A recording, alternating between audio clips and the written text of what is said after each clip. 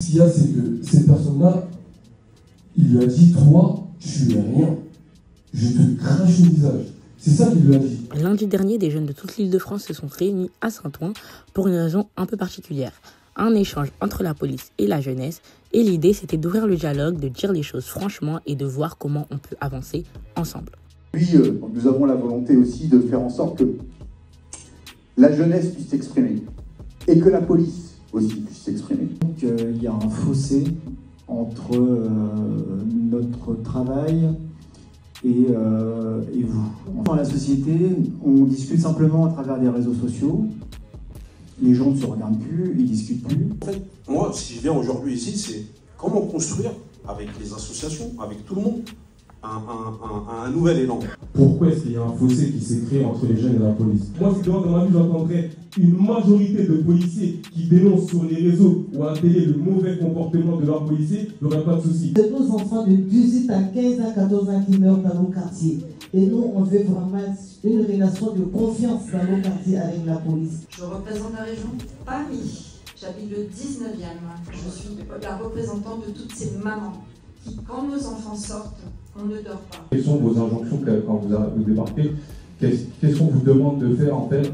Moi j'ai le sentiment qu'on vous demande d'interpeller notamment ceux que vous voyez qui sont effectivement visibles. Les quartiers, c'est super compliqué d'habiter et rester en bas de sa tour ou rester dans son immeuble ou quoi que ce soit. Moi je l'entends, moi quand je passe avec les médiateurs, quand les médiateurs ils font leur déambulation, c'est pareil. Ils reviennent et me disent, ah mais l'ancien, mais il y a tous les jeunes qui traînent dans tel hall, ils sont là, ils sont dans le sous-sol, mais derrière il faut leur proposer des choses à ces jeunes. Quand vous êtes policier, vous avez un appel radio. Vous arrivez sur une situation où vous dites « Ah, ça chauffe dans tel coin, etc. » Vous savez que quand vous allez arriver sur la situation en question, vous serez les premiers à arriver parce qu'il n'y a plus d'éducateurs, il n'y a plus d'intervenants sociaux. Depuis 30 ans, les finances des collectivités territoriales, on les a fait plonger. Et c'était les municipalités et surtout les départements qui finançaient ces actions-là. En fait, je comprends que vous ne prenez pas, parce que vous n'avez pas vécu notre réalité. Et c'est normal. Moi, je ne peux pas vous le reprocher. Je ne vous dis pas, allez vivre 10 ans à Sarcelles, dans le quartier des Lochères, vous allez comprendre. Non.